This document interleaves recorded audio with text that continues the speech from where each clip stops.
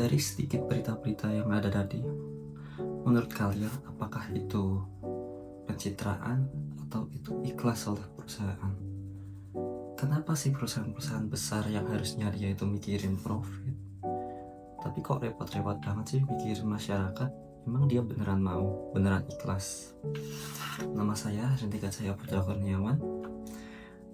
Pada pertemuan kali ini kita akan membahas tentang CSR atau tanggung jawab sosial perusahaan.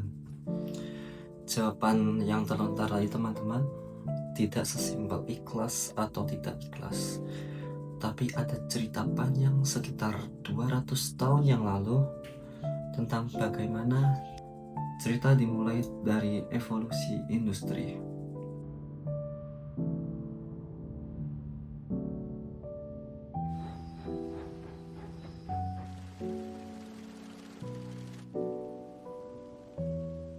Pada awal tahun 1800-an di Inggris, mesin uap muncul, pabrik tumbuh di mana-mana, dan di dalamnya ada pemandangan yang sekarang gak bisa kita bayangin. Buruh kerjanya 14 jam sampai 16 jam sehari. Anak masih usia 6 tahun udah dikerjakan masuk di pabrik. Sungai pun berubah hitam dari limbah.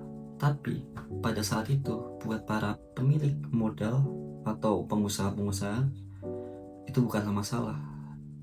Bagi dia ya inilah bisnis. Pada akhirnya muncul yang namanya Robert Owen. Robert Owen ini pemilik tekstil di Skotlandia. Dia berbeda dengan yang lainnya. Dia ini memanusiakan manusia.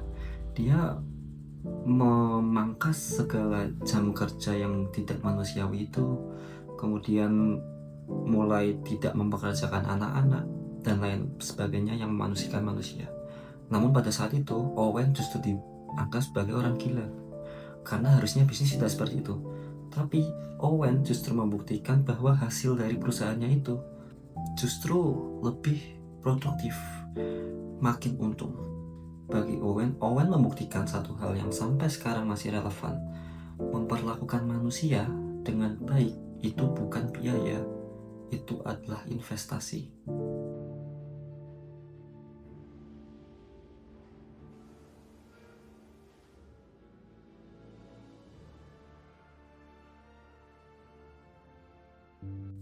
Cerita pindah ke Amerika. Pada akhir abad ke-19, era para Taipan, salah satunya Andrew Carnegie, Raja Baja, salah satu orang terkaya yang pernah hidup di bumi ini tahun 1889. Dia menulis esai.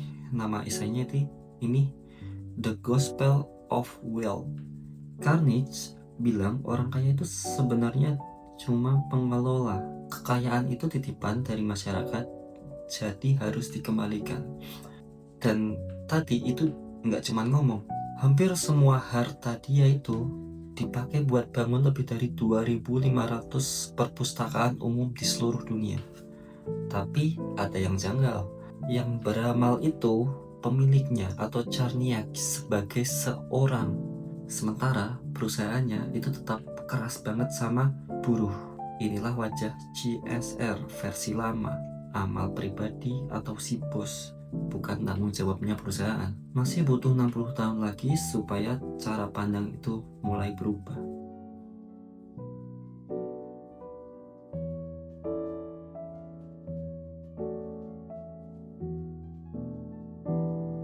Kemudian masih di Amerika, tahun 1953, seorang ekonomi bernama Howard Bowen menerbitkan sebuah buku. Judul bukunya adalah Social Responsibility of the Businessman. Satu pertanyaan simpel di dalamnya, tapi efeknya luar biasa, yaitu adalah kalau keputusan para pebisnis nyentuh hidup begitu banyak orang, tanggung jawab apa yang harus mereka pikul? Sebelum Bowen, tanggung jawab sosial itu urusan amal pribadi si bos, bukan urusan perusahaan seperti tadi yang di Amerika pada awal-awal abad. Nah, dari sinilah istilah CSR itu mulai hidup.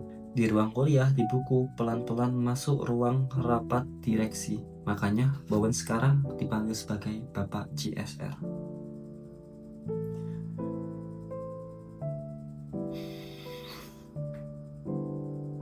Tapi nggak semua orang setuju. Tahun 1930 ada tokoh namanya Milton Friedman, ekonomi peraih Nobel, nulis esai yang balik nampar.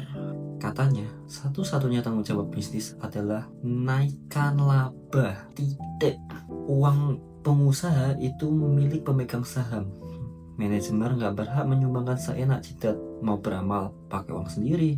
Sayangnya, buat Friedman, zaman bergerak melawan dia.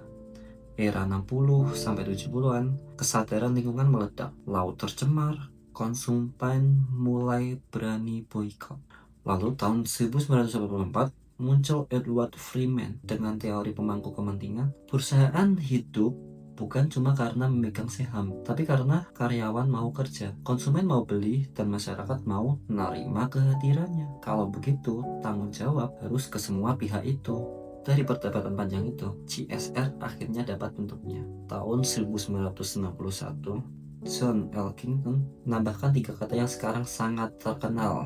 Namanya adalah yaitu triple bottom line. Selama ini laporan perusahaan cuma ngitung satu hal, yaitu laba.